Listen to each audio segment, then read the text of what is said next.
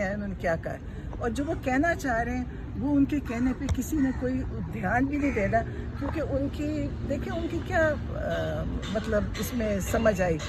وہ ڈرا رہے ہیں، ان کا خیال تھا عمران خان کو وہ موت سے ڈرا رہے ہیں، موت سے تو عمران خان کتنی دفعہ موت اتنی قریب سے دیکھ چکے ہیں، اور کیونکہ عمران خان کا ایمان ہے کہ زندگی اللہ کے ہاتھ میں ہے تو اللہ نے ان کی زندگی رکھی ہوئی ہے اور اللہ ہی رکھے گا، اللہ کی حفاظت ہے۔ اور یہ سہیل وڑائچ صاحب بیچارے، مجھے تو افسوس ہوا، میں ان کا جیو کے ساتھ ایک دن دیکھتی تھی، بڑا اچھا تھا، لوگوں کے گھروں میں کھانا کھاتے تھے، جاتے تھے، مزہ آتا تھا لوگوں کے گھر اندر سے دیکھ کے،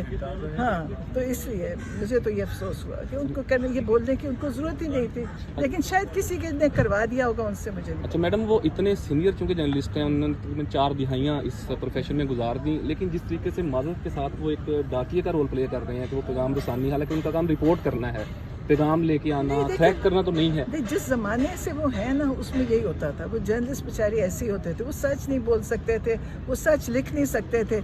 جو بڑے بڑے لوگ گزرے ہیں بیچارے لکھنے والے جو جیلوں میں تھے، ایک نظم لکھتے تھے تو جیل میں ڈال دیتے تھے کہ وہ دستور کو نہیں مانتا تو بیچارے جیل کاٹتے تھے کہ میں دستور کو نہیں مانتے پہ۔ اچھا میڈم، آخری سوال، کل آپ اس کیس کا فیصلہ منطقی انجام پر دیکھ رہے ہیں یا پھر کوئی التوا ہو سکتا ہے؟ مجھے تو اللہ کوئی معجزہ کر دے، مجھے تو اپنی طرف سے کوئی امید نہیں ہے، لیکن اللہ کرے کر دے، اللہ ان سے کروائے، یہ بھی سرخرو ہیں، انہوں نے اتنی بڑی کرسی ہے، اس کو سرخرو ہے۔ آپ کافی ٹائم سے میڈم اسٹرگل کر رہی ہیں عمران خان صاحب کی رہائی کے لیے، آپ خود آتی ہیں تینوں بہنیں مل کے،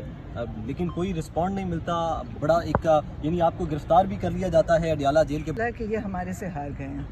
اب یہ ایسے عجیب عجیب چیزیں کرتے ہیں، ہم دیکھیں ہم تو اپنے مقصد پہ پورا ہو گئے ہیں،